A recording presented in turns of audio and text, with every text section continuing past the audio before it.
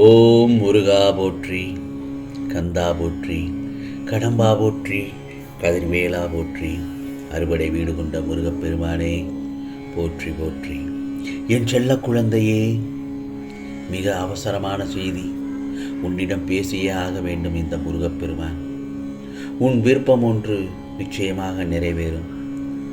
ஆம் செல்லமே, எதை உன்னை துன்புறுத்தினாலும் கவலைப்படாமல் இரு. அதே பட்சத்தில் எது வந்தாலும் எதிர்த்து நின்று போராடு. எதுவும் என்னை மீறி நடக்காது என்பதை நீ தீர்க்கமாக நம்பு. பிறகு அனைத்தும் நன்மைக்கே. சகித்துக் கொள்ள முயற்சி செய். எதுவும் நிரந்தரமில்லை, எல்லாம் ஒரு நாள் மாறும்.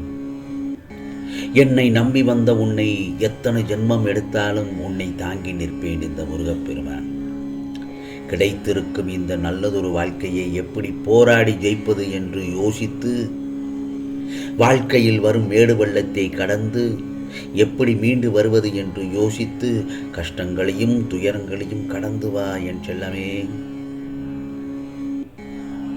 நான் உன்னை வழி நடத்தி செல்கிறேன், கவலைப்படாதே. ஏனென்றால் என்னுடைய அற்புதங்கள் நடந்து கொண்டேதான் இருக்கிறது. நீ அதை அனுபவிக்கப் போகிறாய். உனது துயரங்கள் எல்லாம் நீங்கப் போகிறது. மகிழ்ச்சியாக இரு. எதற்காகவும் எந்த சூழ்நிலையிலும் வருத்தப்படக்கூடாது. நீ மற்றவர்களுக்கு நல்லது செய்வாயானால் உனக்கு இந்த முருகப்பெருமான் 100 மடங்கு நல்லதை நடத்தி காட்டுவேன். எந்த ஒரு இடத்திலும் பலனை எதிர்பார்த்து மட்டும் உதவி செய்யாதே. உன் வாழ்க்கையில் மற்ற உயிர்களுக்கு உதவி செய். முடியாவிட்டால் அவர்களுக்காக பிரார்த்தனை செய். பிறகு உனக்கானது எல்லாம் நல்லது நடக்கப் போகிறது. மகிழ்ச்சியான செய்தியும் உன்னை தேடி வரப்போகிறது. பிரிந்தவர்கள் அவர்களே வந்து சேருவார்கள். உனக்கு நெருங்க இருக்கிறது ஒரு பொன்னான காலம். நீ ராஜயோகத்தை அனுபவிக்கப் போகிறாய். நீ அனுபவித்த கஷ்டங்கள் துன்பங்கள் எல்லாம் விலகி புத்தம் புது வாழ்க்கையை அமர்க்கலமாக ஆனந்தமாக மகிழ்ச்சியாக சந்தோஷமாக செல்வ செழிப்பாக சீரும் சிறப்புமாக இந்த முருகப்பெருமானின் ஆசீர்வாதத்தால் என்னுடைய பேரருளால் வாழப்போகிறாய். நீ ஒரு சமயம் கீழே விழுந்து விட்டால் மனம் தளரக்கூடாது. மனம் தளராமல் மறுபடியும் எழுந்து நில். தோல்விகளை சந்தித்ததால் நீ வாழ்வில் தோல்வி அடைந்து விட்டாய் என்று அர்த்தமே இல்லை. இறுதியில் நீயும் தான் ஜெயிக்கப் போகிறாய்.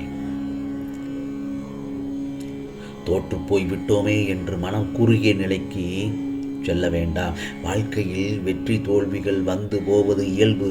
எக்காரணம் கொண்டும் நீ எடுக்கும் ஒவ்வொரு முயற்சியிலிருந்தும் விலக நினைக்காதே. உன்னுடைய எல்லா முயற்சியிலும் இந்த முருகப்பெருமான் உனக்கு துணையாக இருப்பேன்.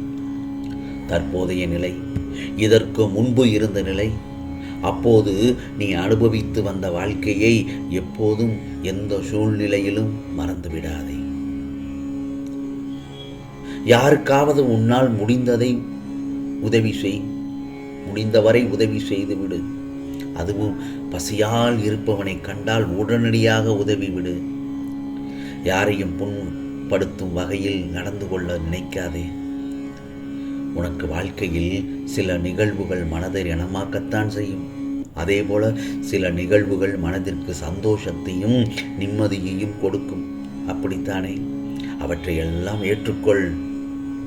எந்த சூழ்நிலையிலும் உன் அருகிலேயே நான் உனக்காக இருப்பேன். உனக்கான நல்லதை மட்டும்தான் செய்வேன். உனக்கும் உன் குடும்பத்தினருக்கும் எல்லாம் கூடிய விரைவில் விரும்பிய அனைத்தும் வந்து சேரப்போகிறது. உன் வாழ்க்கை நல்லபடியாக அமையும். எதற்கும் கவலைப்படாதே. உனக்கு உலகமாக இந்த முருகப்பெருமான் நான் இருப்பேன். என் செல்லப்பிள்ளை நல்ல நிலையில் நிம்மதியுடனும் சந்தோஷமான மன நிறைவுடனும் உன்னையும் உன் குடும்பத்தையும் இந்த முருகப்பெருமான் நல்ல அருளால் பேரருளால் வாழ வைப்பேன். இந்த முருகப்பெருமான் உனக்கு தினமும் ஏதாவது ஒரு ரூபத்தில் உன் நிம்மதியை கலைக்க சில நிகழ்வுகள் நடந்து கொண்டிருக்கிறதா? உனக்கு ஏதாவது ஒரு ரூபத்தில் உன் நிம்மதியை கலைக்க ஏதாவது ஒரு நிகழ்வுகள் நடந்து கொண்டிருக்கிறதா? திக்கு தெரியாத அடர்ந்த இருள் சூழ்ந்த காட்டில் நிற்கிறாயா? அது கூட பரவாயில்லை, என் நிலைமை கடலிலேயே திக்கு தெரியாமல் நிற்கிறேன் என்று கூறுகிறாயா? இறங்கினாலோ தண்ணீரில் தத்தளிக்க வேண்டும், படகில் நின்றால் அடிக்கும் காற்றின் நிலை தடுமாறச் செய்கிறது என்ற வேதனைகளை எல்லாம் உணர்கிறாய். வாழ்வில் சிலர் தன் தர்மத்தின் கடன் பாக்கியை வைத்துக்கொண்டே மறுபிறவி என்று சொல்லுவார்கள். ஆனால் உனக்கு நான் இந்த பிறவியில் எல்லா கடனையும் அடைத்துவிட்டு என் ரூபத்தில் உன்னை பொறுத்த இத்தனையும் செய்கிறேன். தண்ணீரில் உனக்கு கழுத்து அளவு வந்தபோது கூட மனம் தளராமல் இருந்த உன்னை மூக்கில் மூச்சு முட்டும் வரை உள்ள அளவில் தண்ணீரில் பரிதவிக்க எப்படி விடுவேன்? வழியை காண்பிக்கின்றான், எப்படி விடை தராமல் இருப்பேன்? சொல் பார்க்கலாம். என்னை நம்பு.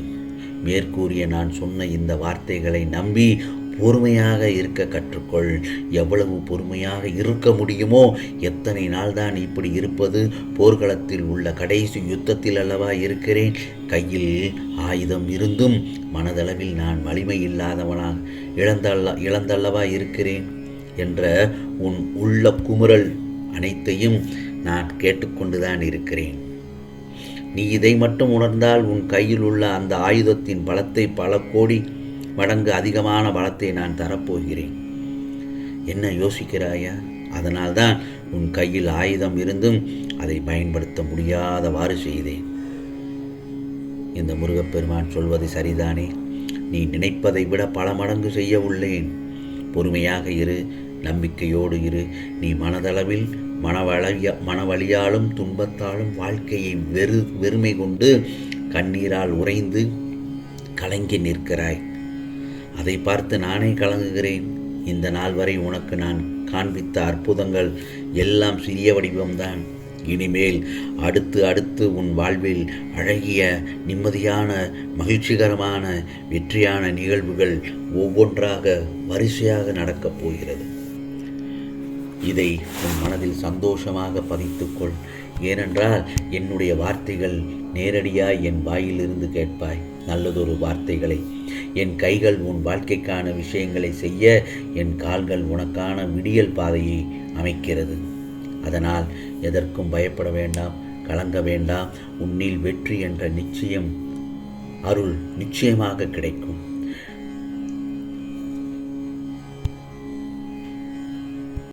ஆகவே இந்த முருகப்பெருமான் சொல்வதை மட்டும் தெளிவாக கேட்டு நடந்து கொள்.